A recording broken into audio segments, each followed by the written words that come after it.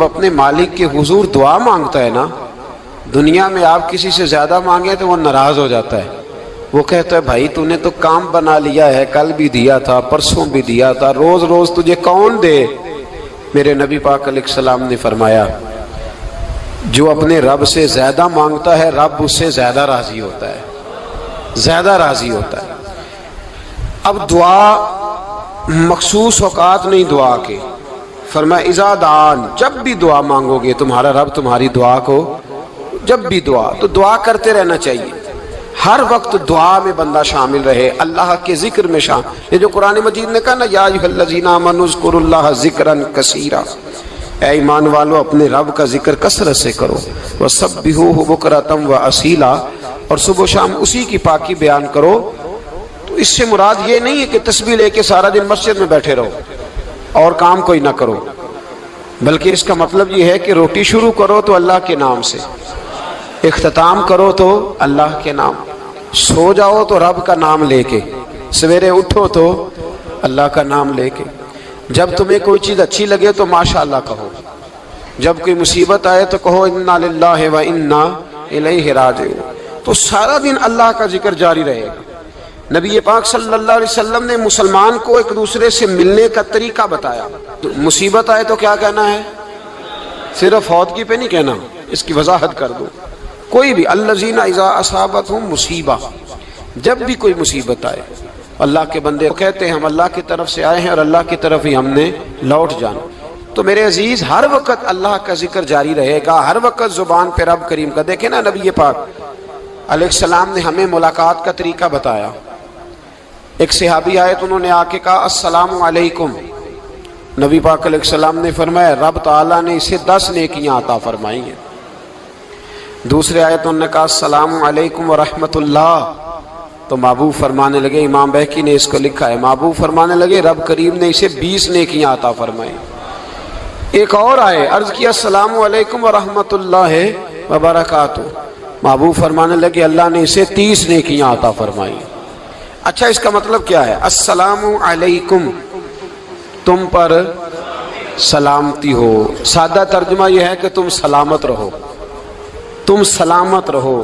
ورحمۃ اللہ وبرکاتہ، تم پر اللہ کی رحمت بھی ہو اور اس کی برکتیں بھی ہو. وہ کیا کہتا ہے؟ وہ کہتا ہے وعلیکم السلام، تم پر بھی سلامتی ہو. ورحمۃ اللہ وبرکاتہ، اللہ کی رحمت ہو اور اس کی.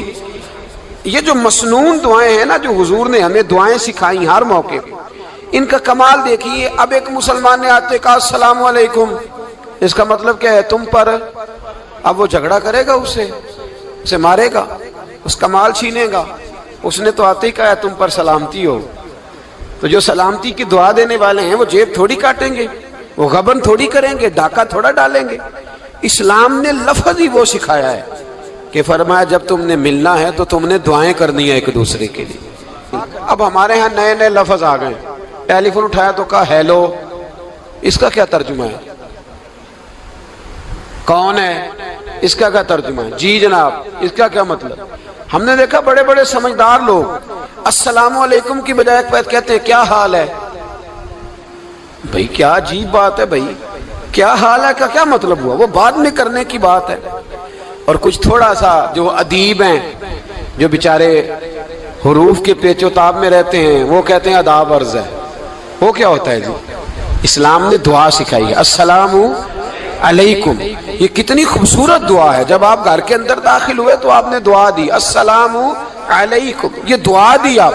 ایک صحابی حاضر خدمت ہوئے، عرض کی یا رسول اللہ صلی اللہ علیہ وسلم میرے گھر میں غربت رہتی ہے، کیا کروں؟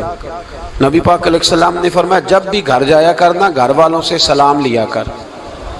گھر والوں سے کیا کہا کر؟ السلام علیکم. جب بھی گھر جائے، یعنی گھر آیا، اب گھر والوں نے بتایا کہ ماچس کی ڈبیا تو لے آؤ. اب یہ دکان کونے پہ تھی گھر والے پہ، وہاں سے ماچس کی ڈبیا لے کے واپس گیا تو کہنے لگا السلام علیکم. پھر گھر والوں نے کہا ہو بتانا یاد ہی نہیں رہا، چینی بھی ختم ہو گئی ہے. تو یہ پھر گیا چینی لینے، لوٹ کے آیا تو کیا کہا؟ جب اللہ چاہتا ہے تو کہے، جب اللہ کے رسول چاہتے ہیں تو کہے. اس کا ترجمہ یہ ہے کہ تو کہہ، تو سلام لے. اللہ رسول چاہ رہے ہیں کہ تو سلام لے تاکہ تیرے گھر میں سلامتیاں ڈال دی جائیں. تو فرمایا سلام لینی ہے تو نے، اور ساتھ تو نے اس طرح کرنا ہے کہ 3 دفعہ سورۃ اخلاص کو پڑھنا ہے. امام قرطبی نے اس کو لکھا ہے. اس نے کہا حضور غربت بڑی ہے. غربت بڑی ہے تو کہ وظیفہ بتائیں. فرمایا جب بھی گھر جاؤ سلام لو اور 3 دفعہ سورۃ اخلاص پڑھو. وہ صحابی کہتے ہیں میں پکا ہو گیا. اب وہ کچھ دنوں کے بعد، کچھ عرصے کے بعد، کچھ مہینوں کے بعد واپس آئے تو صحابہ کرام علیہم رضوان فرماتے ہیں ہماری خواہش تھی کہ یہ کچھ بیان کرے، اب بتائے جو وظیفہ لے کے گیا تھا اس کا ریزلٹ کیا نکلا. کہتے اس نے بڑی حیرت انگیز بات کی، حیرت انگیز عجیب انداز میں. کچھ لوگوں کا دل ہوتا ہے نا کہ مجھے ملے میرے پڑوسی کو نہ ملے، اور کچھ کا دل ہوتا ہے یار مجھے بھی ملا ہے اور الحمدللہ میرے پڑوسی کو ملا ہے. تو صحابی جب حاضر ہوئے تو صحابہ کہتے ہیں ہمیں تجسس تھا کہ یہ کچھ بتائیں. تو حضور نے فرمایا کیا حال ہے تیرا؟ کہا یا رسول اللہ کمال ہی ہو گئی ہے حضور، میں جب بھی گھر جاتا ہوں سلام لیتا ہوں اور 3 دفعہ سورۃ اخلاص پڑھتا ہوں. میں تو امیر ہو ہی گیا ہوں، میرے تو ہمسائے بھی امیر ہو گئے. کتنا پیارا ہے یہ جملہ، کتنا حسن ہے. اتنا اچھا لفظ کسی اور کے پاس ہے ہی نہیں جو الفاظ ہمیں ہمارے رسول نے عطا فرمایا. اس کو اپنائیے، اس کو اپنائیے. یہ الگ بات ہے کہ لوگ مطلب کے لیے سلوٹ کر لیتے ہیں بڑا سارا، لیکن مطلب کے لیے نہیں. جس کو جانے اس سے بھی سلام لیں، جس مسلمان کو نہیں جانتے اس سے بھی. تو نبی پاک نے ہمیں مسنون دعائیں سکھائیں. رات کو جب سونے لگیں اللہ کے رسول صلی اللہ علیہ وسلم نے ہمیں دعا سکھائی. حضور نے فرمایا جب سونے لگو تو مسلم شریف میں فرمایا تم نے یہ دعا پڑھنی اللہم باسمک اموت و احیا. تم نے کہنا اے اللہ میں تیرے نام پر مرتا ہوں اور تیرے نام پر جیتا ہوں. نبی پاک صلی اللہ علیہ وسلم نے ایک حدیث میں فرمایا کہ یہ جو نیند ہے نا یہ موت کی چھوٹی بہن ہے، یہ موت کا ایک حصہ ہے. جس طرح انسان سو جائے تو کوئی خبر نہیں ہوتی کیا ہو رہا ہے، بالکل وہ اٹھا ہے تو اس نے کہا ہو یہ کیا ہوا. سو جاتا ہے نا آدمی، اسے خبر نہیں ہوتی. اوہو میں نے تو 11 بجے اٹھنا تھا، یہ تو 3 بج گئے. اب اسے خبر نہ رہی. سوتے ہوئے لوگ چوری کر لیتے ہیں. بلکہ اس طرح بھی ہوتا ہے کہ آدمی نے گکھڑ اترنا تھا، وہ پنڈی سے آ رہا تھا لیکن وہ سویا ہوا تھا. آنکھ تب کھلی جب کاموں کی آ گیا تھا.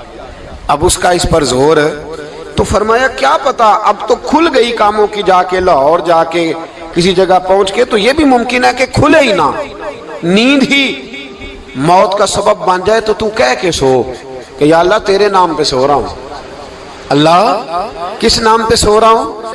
یار اگر ہم ان دعاؤں کا حسن سمجھے مت اللہم باسمک اموت و احیا، یا اللہ میں تیرے نام پہ سوتا ہوں اور تیرے نام پر اٹھتا ہوں. گویا کہہ رہا یا اللہ میری نیند بھی تیرے فضل سے ہی ہے، اور اگر آنکھ کھل جائے تو وہ بھی تیرے فضل سے ہی ہے.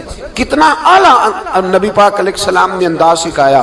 اور پھر بخاری شریف میں حدیث موجود ہے، فرمایا جب اٹھو تو کہو الحمدللہ الذی احیانا احیانا بعد ما اماتنا والیہ النشور. فرمایا جب تم سو کے اٹھو تو پھر کہو اے اللہ ساری تعریفیں تیرے لیے، تمام تعریفیں جس نے ہمیں موت کے بعد حیات دی. موت کے بعد فرمایا احیانا بعد ما اماتنا، ہمیں مرنے کے بعد گویا اللہ کا شکر ادا کر کے آنکھ کھل گئی. دیکھیں کس طرح اسلام مسلمان کو اللہ کے ساتھ جوڑتا ہے. فرمایا شکر کر آنکھ کھل گئی. کہ یا اللہ تیرا شکر ہے تو نے موت کے بعد ہمیں دوبارہ حیات عطا فرمائی، یہ شکر ادا کرو. گویا تم یہ نہ کہنا کہ میں اٹھ گیا ہوں تو میرا کمال ہے، یہ نہ سمجھنا میں اٹھ گیا ہوں تو میں بڑا پابند ہوں، جب میں ارادہ کر لوں کہ میں نے 11 بجے اٹھنا ہے تو پھر میں اٹھ جاتا ہوں. یہ نہ کہنا کہ یہ الارم بڑا اچھا ہے، یہ مجھے اٹھا لیتا ہے. ذہن کے اندر خیال کر کہ نیند تو موت کی طرح تھی، یہ جو میں اٹھ گیا ہوں تو اپنے رب کے فضل سے اٹھا ہوں. جو میں اٹھ گیا ہوں، جو ابھی اٹھے ہیں وہ تو بول دینا کم از کم کہ میں اپنے رب کے فضل سے اٹھ گیا. تو دعا سکھائی. پھر دیکھیے نبی پاک صلی اللہ علیہ وسلم نے فرمایا جب تم بیت الخلاء میں جاتے ہو نا، واش روم میں جاتے ہو تو گندی چیزیں ہوتی ہیں وہاں، شیطان ہوتے ہیں، جنات ہوتے ہیں، یہ گندگی پہ ہوتے ہیں. جب تم واش روم جاؤ، بیت الخلاء جائے، تب بھی دعا مانگو. کیا دعا مانگو؟ وہ دعا بھی نبی پاک صلی اللہ علیہ وسلم نے ہمیں تعلیم فرمائی اور بخاری میں ہے. کہا پڑھا کرو اللہم انی اعوذ بک من الخبث والخبائث، کہو اے اللہ ناپاک چیزوں سے میں تیری پناہ مانگتا ہوں، وہ نر ہوں یا مادہ ہوں، اللہ میں تیری پناہ مانگتا ہوں۔ واش روم کے اندر بہت ساری بری چیزیں ہوتی ہیں، جوان میری بات پر توجہ فرمائیں، وہاں بہت ساری گندی چیزیں ہوتی ہیں۔ انسان کئی دفعہ واش روم میں جاتا ہے، اسے وسوسے زیادہ آتے ہیں، یہ نوٹ کریں میری بات کو۔ اصل میں نا ہم بات ڈھونڈ رہے ہیں علاج اپنی بیماریوں کا، حالانکہ علاج تو سارا مدینے والے رسول کے پاس موجود ہے، محبوب کے پاس ساری دوائیاں ہیں۔ تو نبی پاک علیہ السلام دیکھیں نا، انسان واش روم میں جاتا ہے اسے وسوسے آتے، برے خیالات آتے، وہ گناہ کی طرف کئی دفعہ مائل ہوتا ہے، تو کہا تو دعا پڑھ کے جا، اللہم انی اعوذ بکا، یا اللہ میں تیری پناہ مانگتا ہوں، من الخبث والخبائث، ہر خبیث اور بری چیز سے میں تیری پناہ مانگتا ہوں، وہ نر ہو یا یار کتنا عظیم دین ہے، کتنا عظیم میرے مصطفیٰ کریم کا وہ والا دین ہے۔ اصل میں اللہ کرے بی اے پاس بچے کو بیت الخلاء کی دعا بھی یاد ہو جائے، ایسے یاد ہو جائے، اور اس کے ماں باپ سمجھ لیں کہ جوان ہو گیا ہے، تو اب ہو سکتا ہے اس کی طرف شیطان حملہ زیادہ کرے، اسے خراب کرنے کی کوشش کرے، تو لہٰذا اسے دعا سکھائی جائے تاکہ اس کو پہلے سے پتا ہو کہ میں نے اس بے ایمان سے بچنا کس طرح سے۔ اب آپ دیکھیے نبی پاک علیہ السلام نے ہمیں دعا سکھائی، مصنف ابن ابی شیبہ میں۔ کون سی دعا؟ واش روم سے نکلنے کی۔ اللہ اکبر، بڑی زبردست دعا ہے، بڑی زبردست۔ آپ یقین کریں اس ایک ایک دعا پر ایک ایک پورا بیان ہو سکتا ہے، ایک ایک۔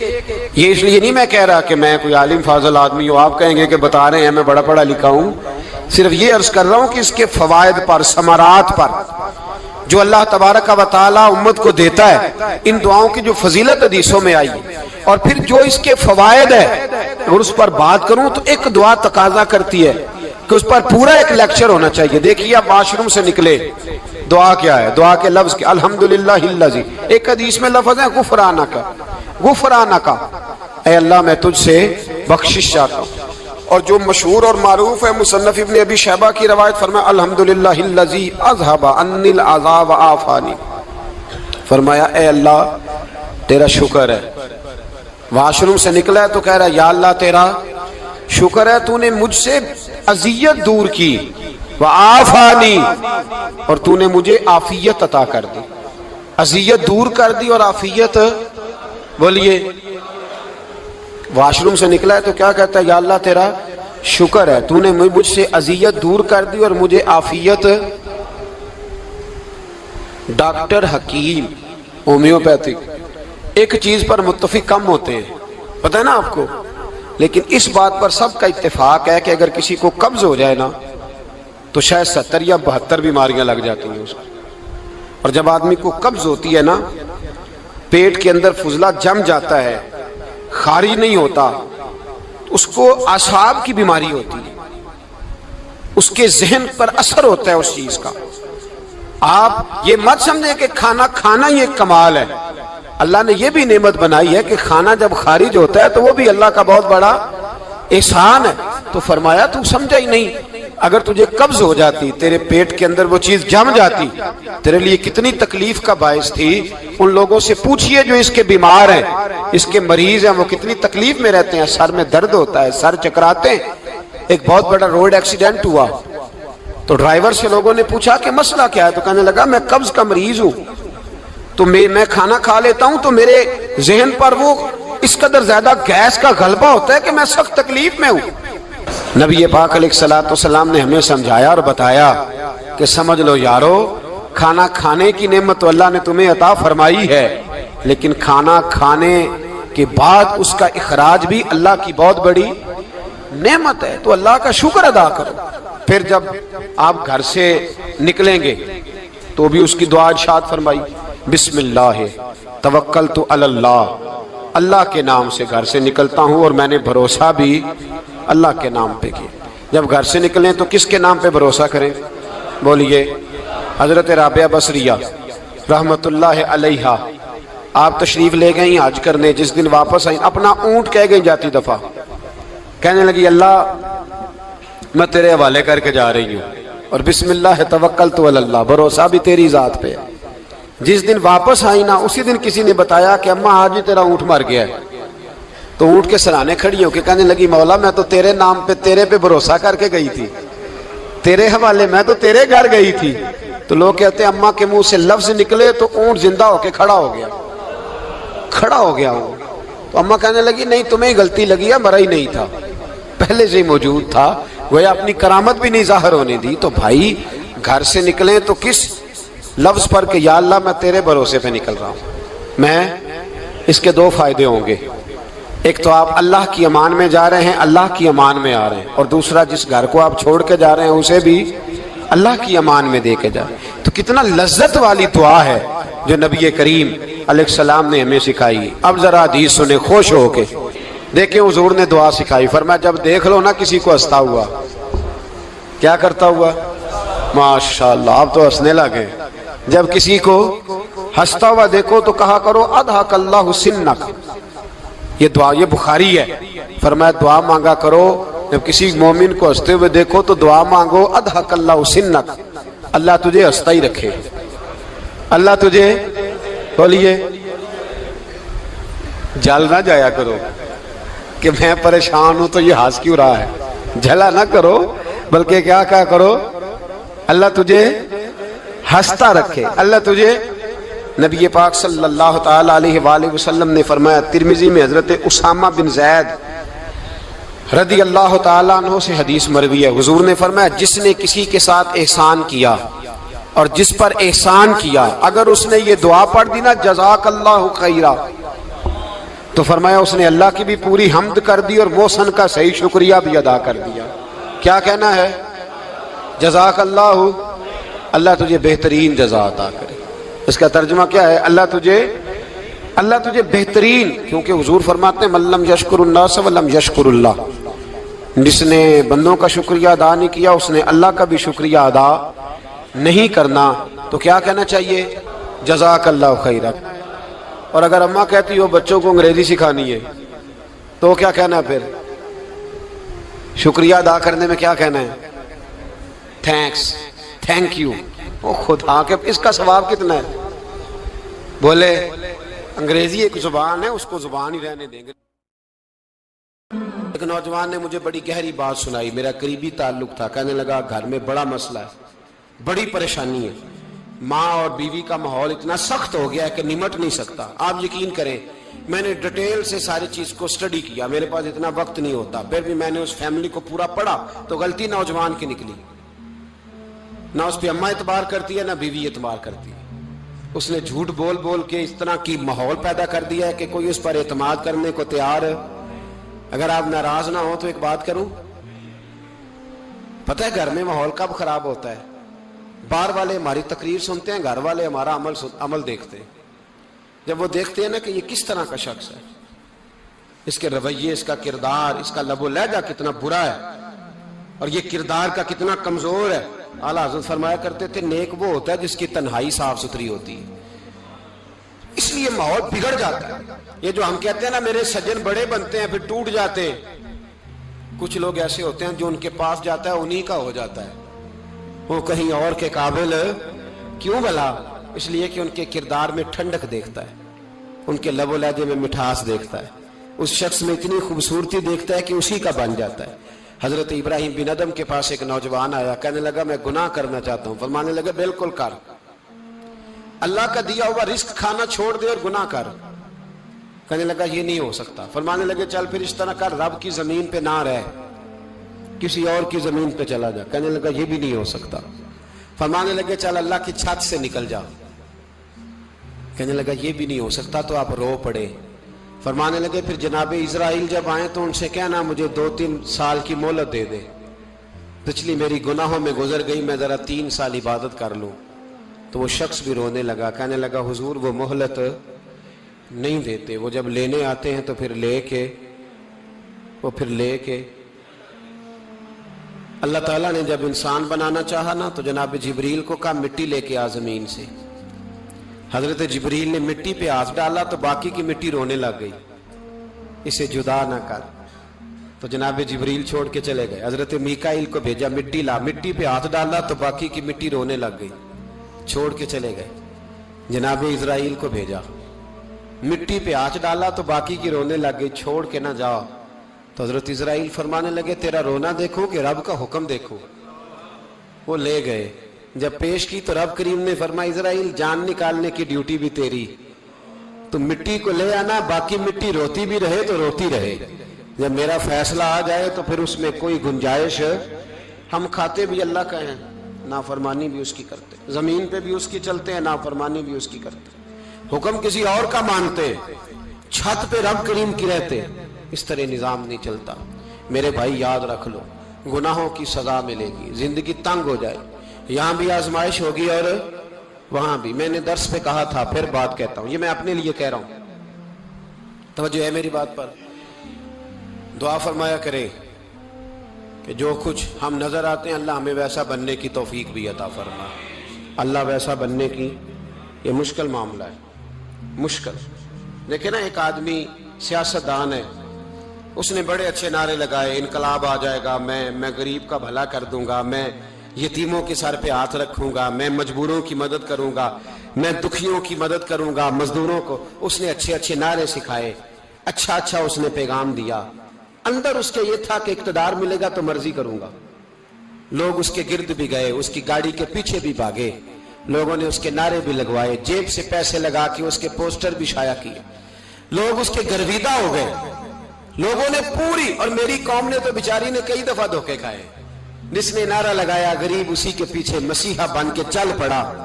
آج دھوکہ دے لیا, لوگوں کو پیچھے لگا لیا. یہ بتاؤ اگر راز کھل جائے, اگر راز کھل جائے کہ یہ دھوکہ دے رہا ہے, یہ فریب کر رہا ہے, تو لوگ اس کا کیا حال کریں گے؟ یہ راز قیامت میں کھل جائے گا. قیامت میں یہ راز یہ کھل جائے گا, کھل جائے گا. یہ دھوکے باز تھا. اذا زلزلت الارض زلزالہا, جب زلزلہ آئے گا جیسے اس کا آنا ٹھہرا. واخرجت الارض اثقالہا, زمین اپنے بوجھ باہر نکال دے گی. اس سے مراد کیا ہے کہ زمین پہ جو جرم ہوئے زمین بتا دے گی, باہر نکل آئے. وقال الانسان ما لہا, انسان کہے گا اسے کیا ہوا, یہ تو سب کچھ بتا رہی. بوجھ باہر نکال دے گی. ایک آدمی پیر طریقت بن کے بیٹھ گیا, جبہ کبہ پہن کے, بڑی پگڑی باندھ کے بیٹھ گیا, اچھی اچھی نیک باتیں بتانے لگا. لوگ اس کی دست بوسی کرنے لگے, ہاتھ چومنے لگے, پیچھے لگ گئے, خدمت کرنے لگے, جیب سے نذرانہ دینے لگے. اس کے نام پر لوگ اپنی جیب سے لنگر پکانے لگے, خانقاہ کی خدمت ہونے لگی. مہمان اس کے آتے, نوکری کوئی اور کرتا. میں نے کہا تھا شاید اپنے لیے کہہ رہا ہوں.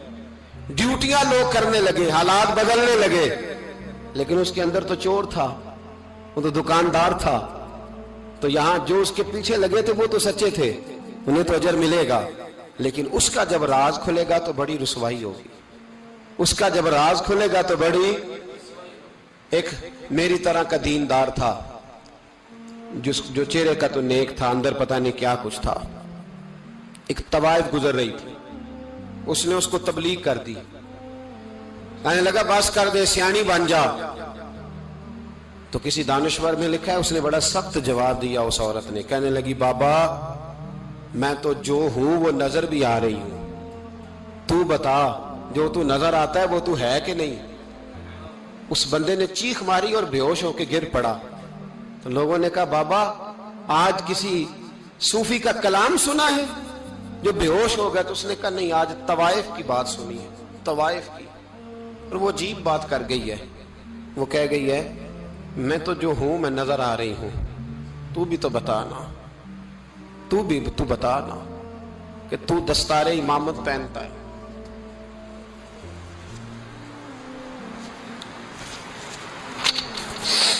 تو بتا, تو جو کہلاتا ہے تو وہ ہے کہ نہیں. یہ وقال الانسان ما لہا, یہ راز قیامت میں کھلے گا. ہم جو کچھ بتا رہے ہیں نا اپنی زبانوں سے, ہمیں اپنے گناہوں کا احساس ہونا چاہیے. ایسا نہ ہو کہ جب سزا ملے تو پھر اس طرح کی ملے کہ دوبارہ کسی کو کوئی منہ دکھانے کے قابل نہ رہے. میرے بھائی یاد رکھیں اور سمجھیں, گناہ انسان کی زندگی کو تنگ کرتے ہیں. میرے نبی پاک अलैहिस्सलाम ने फरमाया जब तू झूठ बोलता है तो तेरे फरिश्ते किरामन कातिबीन साइड पे होके खड़े हो जाते हैं, जब तू जिना करता है तो तेरे अंदर से ईमान निकल जाता है। और नबी पाक अलैहिस्सलाम ने फरमाया जब मेरी कौम में नाइंसाफी आम हो जाएगी तो कत्ल भी आम हो जाएगा। और सुन लो, लिख लेना ये हदीस दिल की तख्ती पर। नबी पाक अलैहिस्सलाम ने फरमाया जब मेरी कौम में बेहयाई और बदकारी आम हो जाएगी तो दो सजाएं अल्लाह देगा। एक तो जवान मौतें आएंगी, जवान बच्चे कुछ भी नहीं देखा चले गए।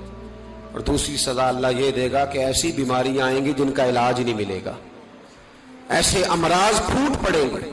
अगरचे मैं आपको ऐसी तकरीर भी सुना सकता था जिस पे आप बहुत ज्यादा महजूज होते, पर मैंने इस जुमे में ऐसा मौजू चुना है जिसका हमें खास जरूरत है। भाई देखे तो सही, कहीं ऐसा तो नहीं कि हम उन ऐबों में मुब्तला हैं। मेरे नबी करीम अलैहिस्सलाम ने फरमाया जब तुम नेकी का हुक्म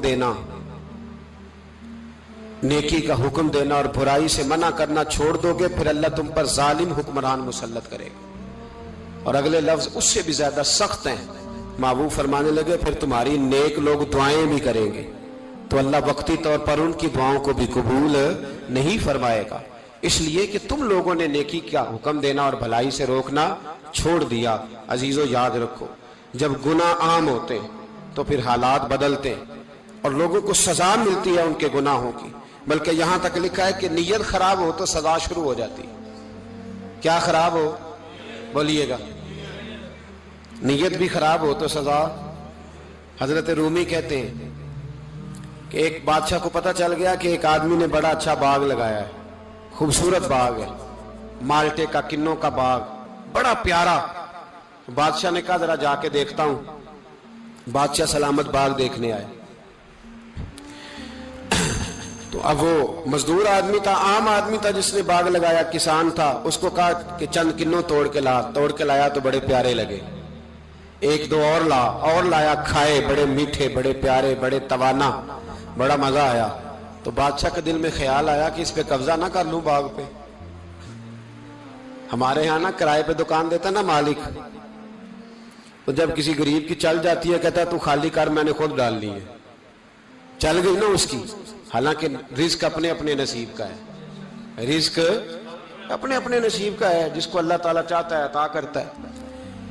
तो उसको कहा कि और तोड़ के ला, और दिल में ख्याल है कि यार इतना अच्छा बाग है, कब्जा कर लेते हैं। हमारी हुकूमतें कब्जा कर लेती है कि कोई चीज अच्छी लग जाए। अब वो किसान 2-3 किन्नों तोड़ के लाया, उसने खाए तो खट्टे निकले, तुर्श थे। कहने लगा तुझे क्या हो गया है? तो बंदा बड़ा साहिब दिल था, कहने लगा मैं तो ठीक हूं, आप अपनी नीयत से पूछें कहीं खराब तो नहीं हो गई। तो किन्नों में भी उसका असर आ गया है, अपनी नीयत, तो नीयतें बिगड़ जाए ना, नीयतें। अब एक बात कहने लगा हूं, गौर से सुनना। जब तक दो भाई इकट्ठे कारोबार करते हैं, नीयत होती है कि हमारा घर चलेगा, तब तक अल्लाह बरकत देता है।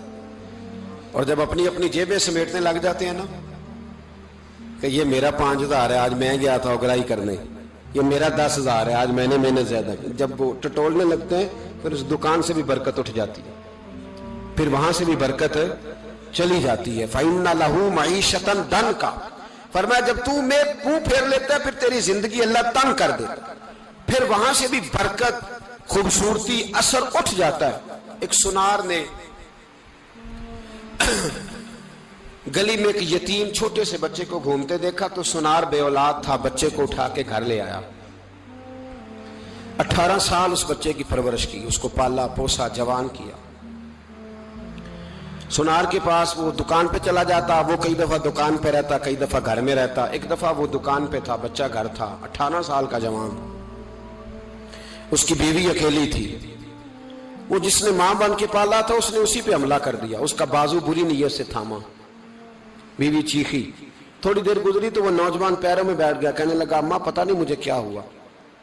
शाम को सुनार आया, बीवी चीखने लगी, चिल्लाने लगी, कहने लगी आज अजीब बात हुई, जिसको मैंने जिगर का खून दे दे के पाला उसी ने गंदी नजर डाली।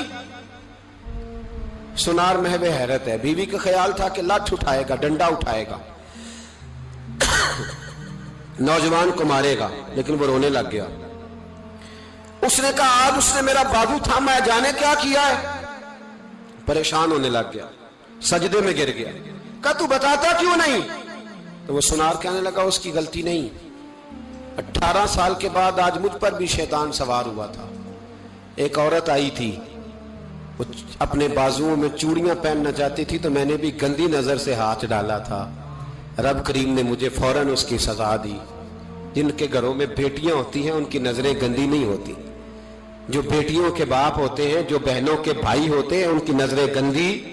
اور اگر تو ٹیلی فون کرتا ہے، تو کسی عورت کے ساتھ تعلق رکھتا ہے، تو یہ بات لکھ لے، امام فخر الدین رازی 1، علامہ اسماعیل حقی 2، ملا جلال الدین رومی 3، امام خازن 4، امام جلال الدین سیوطی 5 حدیث کے استاد اور محدث لکھتے ہیں کہ اگر تو کسی پر گندی نظر ڈالے گا تو تیرا گھر بچ سکتا، یاد رکھ نہیں بچے گا، اس لیے کہ تیری نظر کسی کی بیٹی کو بیٹی سمجھ تاکہ تیری بچی کا پردہ قائم رہے، کسی کی بہن کو۔ یہ کیا بات ہوئی کہ تو جتنا مرضی گند معاشرے میں پھیلاتا رہے تیرا گھر بچا رہے؟ یہ کیسے ہو سکتا ہے؟ فَإِنَّ لَهُ مَعِيشَةً ضَنْكَ، اللہ فرماتے ہیں زندگی تنگ ہو جائے گی تیرے لیے مشکل، تو ڈھونڈتا پھرے گا کہ میں مرنے کو جگہ تلاش کروں۔ سچی توبہ کرے، کھری توبہ کرے۔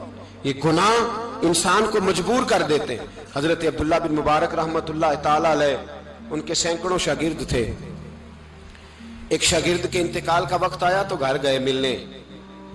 آپ کہتے ہیں میں نے زور لگا لیا پر اس کی زبان پر کلمہ جاری نہیں ہوا۔ میں اسے کہتا کلمہ پڑھ پر اس کی زبان پر جاری۔ اللہ اکبر، بہت بڑی نعمت ہے، دعا فرمائیں اللہ ایمان کی موت عطا فرمائے، ایمان کی موت دے اللہ کریم، ایمان کی موت دے۔ ایسے بھی لوگ دیکھے ہیں، مسجد نبوی ہے، رسول اللہ کا شہر ہے، سر سجدے میں ہے، روح پرواز کر گئی، روح پرواز۔ کتنا نصیبوں والا ہے، کتنا نصیبوں والا ہے کہ مسجد نبوی میں سر سجدے میں رکھا ہے اور اللہ تبارک و تعالیٰ نے محبوب کے قدموں میں موت عطا فرمائی۔ تو حضرت عبداللہ بن مبارک کہتے ہیں میں نے اس کو کہا کلمہ پڑھ تو اس کی زبان پہ جاری نہیں ہوتا۔ میں بار بار کہتا تو وہ منت کرتا، کہتا حضور میں کوشش کرتا ہوں جاری نہیں ہوتا۔ فرماتے میں پریشان ہو کے اٹھا، ابھی میں دروازے پہ پہنچا تھا، اس نے چیخ ماری اور روح پرواز کر گئی۔ بچے رونے لگے، بیوی رونے لگی، تو میں نے اس کی بیوی سے کہا کہ یہ جرم کیا کرتا تھا، اتنا بڑا پاپی پہ کلمہ جاری نہیں ہوا۔ اس کی زوجہ کہنے لگی حضرت جی 2 گناہ تھے اس کے، ایک تو یہ شراب کا عادی تھا، روکتی تھی باز نہیں آتا تھا، اور دوسری بات یہ کہ یہ اپنی اماں کا نافرمان تھا، وہ 2 گلیاں چھوڑ کے رہتی ہے، یہ کبھی ملنے نہیں گیا تھا، اس بوڑھی کا کلیجہ اس کی طرف سے بڑی تکلیف میں تھا۔ تو حضرت عبداللہ بن مبارک کہنے لگے جا تو بھی دعا کر اور اس کی ماں کو بھی کہہ دعا کرے کہ یہاں تو یہ کلمہ نہیں اسے نصیب ہوا، اللہ کرے اللہ آخرت کی منزلیں اس کی بہتر فرما دے۔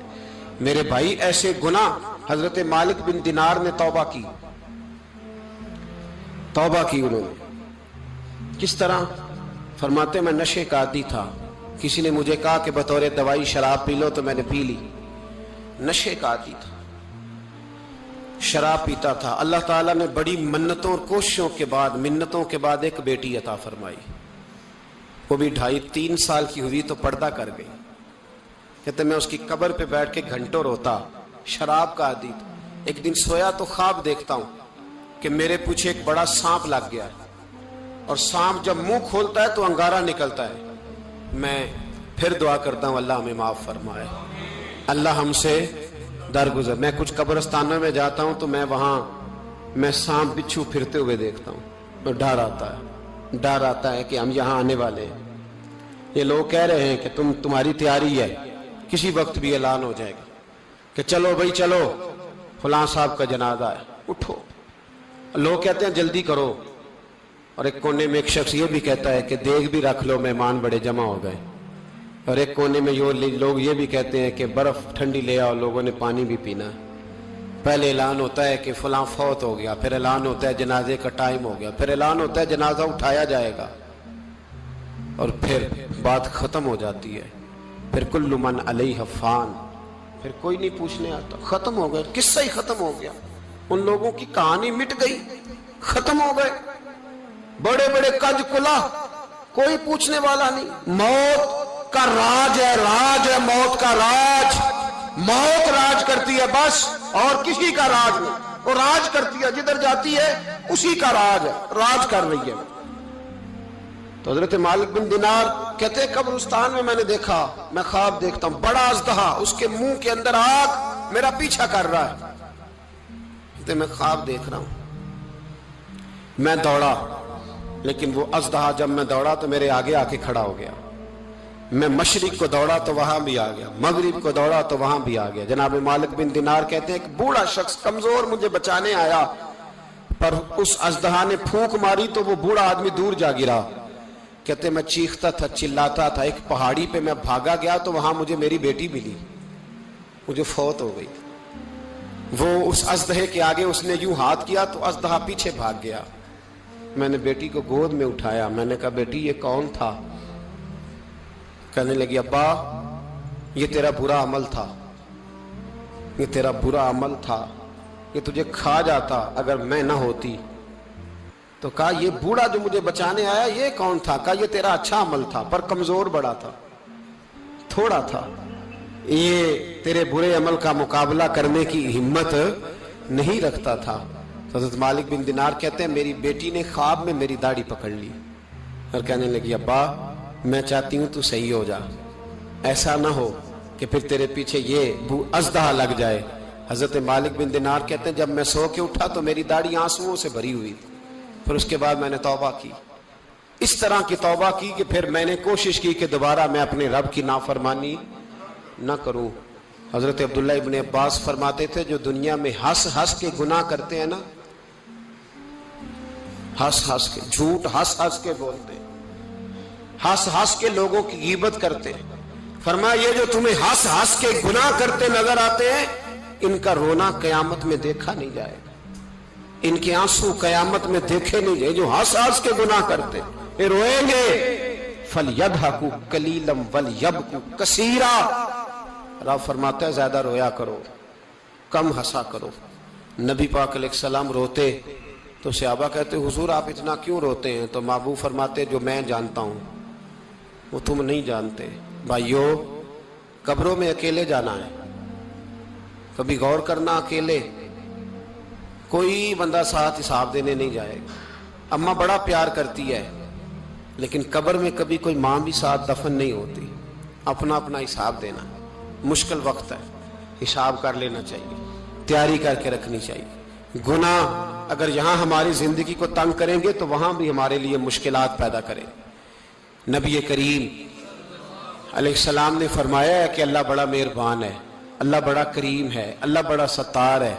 اور یاد رکھو جب کوئی اس کی ریٹ کو چیلنج کرے، جب کوئی اس کے قانون کو توڑے، جب کوئی اللہ کی اعلانیہ نافرمانی کرے، پھر رب کریم کی غیرت کو، اس کے عدل کو جوش آتا ہے. توبہ کرے سچی، مسجد کی حاضری دے پابندی کے ساتھ. میری آپ سے ہمیشہ یہ گزارش رہتی ہے کہ مسجد کی حاضری پابندی سے دے. میں اپیل کرتا ہوں داڑھی رکھ لے، یہ میرے نبی کا طریقہ ہے صلی اللہ تعالی علیہ. واپس آ جائیں. ہماری بقا نہ ہمارے دین میں ہے. کوئی نہیں ہمیں رکھے گا، کوئی نہیں رکھے گا، کوئی نہیں. میرا ایک دوست رات بتا رہا تھا کہ سعودی عرب میں ایک شخص نے 30 سال محنت کی، تو جب وہ مرا ہے وہیں اس کے گھر میں فون کیا تو اس کے گھر والوں نے کہا جناب آپ کو مشکل ہوگی ڈیڈ باڈی بھیجنے میں، وہیں دفن کر دیں. ہاں اگر اس کا کوئی پیسہ ہے تو وہ ذرا اکاؤنٹ میں بھیج دیں، بچیوں کو ضرورت ہے. او بھائی تو اکیلا جائے گا، تیرے لیے مشکل ہو جائے. اپنے بھی ساتھ یقین کریں، بچے دعائیں کرانے آتے ہیں، کہتے ہیں حضرت جی دعا کریں اللہ اماں کی سختی معاف کر دے. اس کا مطلب کیا ہے کہ اماں اب جائے، اب ہمارا نمبر آئے. بچے تو انتظار کر رہے ہیں کہ ابا جائے اور گدی پہ ہمارا نمبر آئے. تیاری ہے، اکیلے جانا ہے، اکیلے سخت سا مرحلہ ہے، اکیلے سارا کچھ فیس کرنا. آج توبہ کریں، وہاں کے کیڑے یہاں رہ کے ماریں، اپنے ساتھ ظلم نہ کریں. ہم اس قابل نہیں کہ وہاں جا کے مقابلہ کر سکیں. بچیں، اپنے آپ کو محفوظ کریں، بچائیں. حساب اپنا اپنا دینا ہے. کسی باپ نے اگر اپنے بچوں کو حرام کھلایا تو بچے تو نہیں کہہ رہے تھے نا کہ حرام لے کے آ، تو باپ نے حساب دینا ہے، والد نے. لہٰذا مہربانی فرمائیں، اپنے اوپر رحم کھائیں، اپنے آپ کو سنواریں. آج جمعۃ الوداع ہے، توبہ کریں. اللہ کے نیک بندوں کی صحبت میں بیٹھا کریں، اچھی باتیں سنا کریں تاکہ دل نرم رہے، ان جگہوں سے بچیں جو گناہ کی طرف لے کے جاتی، ظلم سے، زیادتی سے، جبر سے بچیں، اپنے آپ کو اپنے رب کریم کی بارگاہ میں جھکا دیں۔ ہمارا کہیں اور گزارا نہیں، کوئی نہیں ہمیں پوچھے گا۔ اقبال رو پڑے آخری عمر میں، رو پڑے اور اللہ کی بارگاہ میں عرض کرنے لگے، نہ جہاں میں کہیں بھی امان ملی، جو امان ملی تو کہاں ملی، میرے جرم خانہ خراب، تیرے عفو بندہ نواز میں، پناہ صرف اللہ رسول کی بارگاہ میں، باقی کوئی پناہ دینے کو تیار نہیں ہے۔ دعا کرتا ہوں اللہ کی بارگاہ میں اللہ ہمیں سچی توبہ کی توفیق عطا فرمائے۔ آخر دعوانا